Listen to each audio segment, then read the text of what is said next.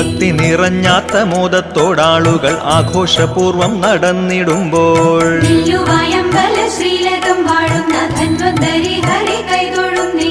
പ്രത്യക്ഷരായല്ലോ അശ്വനി ദേവകൾ കൽപ്പിച്ചു ബിംബം മറ്റൊന്നു നൽകി.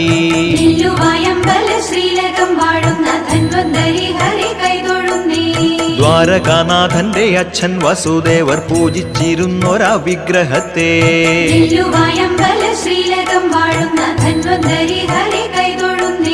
ക്ഷേത്രത്തിനുള്ളിൽ പ്രതിഷ്ഠിക്ക വേണമെന്ന് അശ്വനി ദേവകൾ ആജ്ഞാപിച്ചു.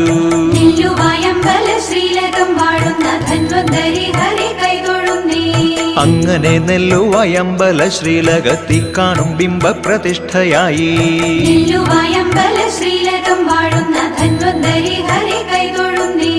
തൃക്കൈകളിൽ ഗദാ ചക്രം ജളുകവും അമൃത കലശവുമേന്തിക്കൊണ്ട്